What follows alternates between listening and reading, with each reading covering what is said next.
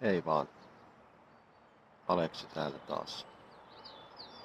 Tervehdys. Tota, tosi pitkään miettinyt jotenkin tämän aiheen ympärillä sellainen ollut. Siis tämmönen kohtaamisvalmentaja. Että miten sitä lähtisi.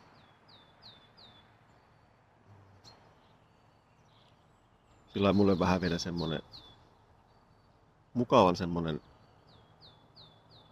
laaja aihe. Eikä ehkä tulekaan semmoista. Ehkä tää tulee olemaan enemmän semmoista niin kuin pyörittelyä sen asian ympärillä. Tämä varmasti liittyy tuohon kokemusasiantuntijuusteemaan aika sellainen oleellisesti. Mä uskon, että se kokemusasiantuntijuus teemana tulee olemaan ehkä semmoinen, mitä mä haluan käydä ehkä laajemmin. Ehkä nyt vähän raapastaan pintaa liittyen tähän. Mutta kuitenkin uskon, että jokainen kohtaaminen voi ja muuttaa ihmisen elämää. Joko niin kuin ns. Parempaan tai sitten huonompaan. Sitä ei mietitä eikä pohdita niin kuin tarpeeksi.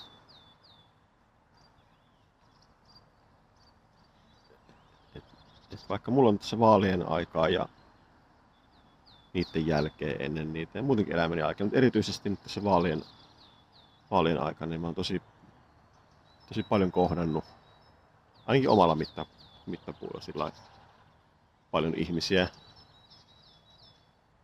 Ja mun tapa kohdata uusia ihmisiä varsinkin on hyvin ennakkoluulottomasti, että mä en sillä lailla, että totta kai nyt niin ihmiset puhuu toisistaan ja kertoo mitä on tehnyt joku toinen tai muita, minkälainen tyyppi se on tai muuta, mutta mä yritän niinku jotenkin noista huolimatta niin aina lähteä kohtaamaan sillä hyvin semmoisella, no niin kuin kuuluisi ihmistä kohdata. Kuka sä oot ja mihin sä uskot ja mitkä asiat on sulle tärkeitä ja sen tyyppisillä teemoilla. Mutta miten tässä saisi tehtyä sitten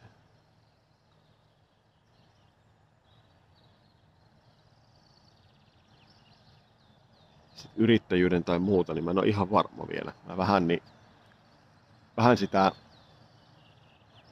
Mä kipuilen koko yrittäjyysteeman kanssa tosi paljon itse, koska kun mä itse ajattelen, että se, että mitä mä oon saanut elämältä ja mitä mä oon sitten kokenut ja et ei se tieto tai hyöty, mitä mä niistä on saanut, niin ei se tavallaan kuulu mulle pelkästään. Et en mä sen takia esimerkiksi, ei mun kuulu ansaita enemmän rahaa kuin jonkun muun vaikka. Ihan vaan sillä, että mä oon elänyt semmoisen elämän kuin mä oon ja sit mä kerron semmoisia asioita, mitä mä kerron. Et mä en ajattele sitä niin kuin semmoisena rahaa ansaitsemisasiana tai jotenkin semmoisena hyödyn tavoitteena. Mä niin kuin mä sanoin alussa tuossa, että mä uskon, että niin kuin yksikin kohtaaminen voi muuttaa ihmisen elämän suuntaa hyvin radikaalisti. Kumpaan suuntaan hyvänsä. Ja siksi olisi erityisen tärkeää, että se ymmärrettäisiin se tietynlainen vastuu. Että se voi asetella hyvin paljon esimerkiksi päivän, minkälainen päivän ensimmäinen kohtaaminen on. Että on se sitten, tätä monella tasolla, mutta esimerkiksi jonkun toisen ihmisen kanssa, on se sitten vaikka sun lapsi tai puoliso tai naapuri tai sitten vaikka somessa joku henkilö tai joku, että sekin on kuitenkin kohtaamista.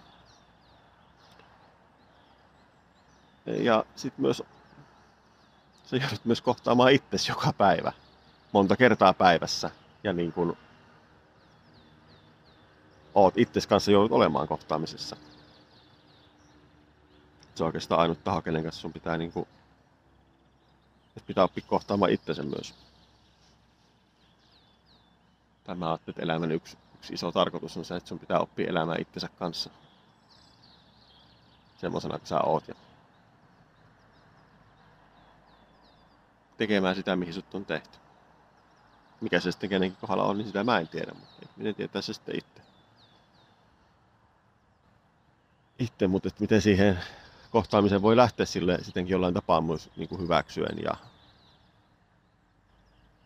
semmosena kuin se asia on. Ilman, että siihen värittää hirveän paljon niin semmoista negatiiviset tai myöskään yltiöpositiiviset teemat. Jos ei vielä ole käynyt selväksi niin kuin nämä mun jutut, niin nämä rönsyilee tosi paljon. Mä saatan olla jossain kohti semmoinen hyvin napakka puhuja, pysyn aiheessa, mutta sitten taas tää on semmoinen aihe, mikä on, niin kuin mä sanoin alkuunkin, hyvin semmoinen laaja ja semmoinen höttönen ja omituinen aihe, missä on tosi paljon. Mutta mitä kohtaamisvalmentaja edelleen mietin, että sille olisi kuitenkin tarvetta. Koska mun mielestä empatia esimerkiksi se kuuluu ihmisten väliseen elämään ja politiikkaan ja loppupeleissä tässä kaikesta on kyse niin kuin ihmisistä ja ihmisten välisistä asioista, mitä sillä tapahtuu tai ei tapahdu.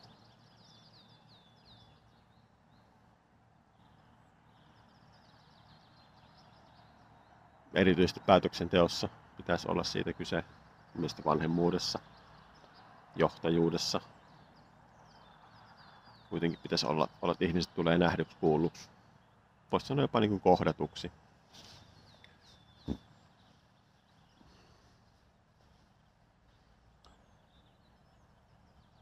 Tämä on mulle henkilökohtaisesti myös tosi semmoinen hankala aihe, koska mä tuntuu, että mä puhun ihan niin kuin soopaa tässä koko ajan. Mulla on semmoinen siis oma semmoinen tunne, että mä tiedän, että sulla on niin tärkeä asian äärellä. Mutta sitten taas mulla koko ajan hiipii sisältäpäin semmoinen ajatus, että kuka sä oot mukaan niin sanomaan. No en mä tiedä, kuka mä oon sanomaan. En kukaan. Toisaalta on mä nyt sen verran sanomaan niin kuin kuka tahansa muukin ihminen on. Miten se tuntuu, kun tulee kohdatuksi tai ei tule kohdatuksi. Koska mulle esimerkiksi niin autistisia piirteitä omaavana henkilönä esimerkiksi jotkut niin kuin aikataulut tai sopimukset on hyvin tärkeitä. Ja jos vaikka sovitaan, että nähdään kello 10, niin mä en niin kuin ymmärrä, miksi joku ei näkisi sitten kello 10. Et miksi se vaikka se tapaaminen alkaa sitten 15 yli. Musta se kohtaaminen, jos se lähtee sillä, että toinen tulee 15 minuuttia myöhässä sovitusta, niin musta se on niin kuin lähtökohtaisesti jo hyvin niin kuin, että siitä on tavallaan jo ylämäki, mitä lähdetään kiipeämään sen jälkeen.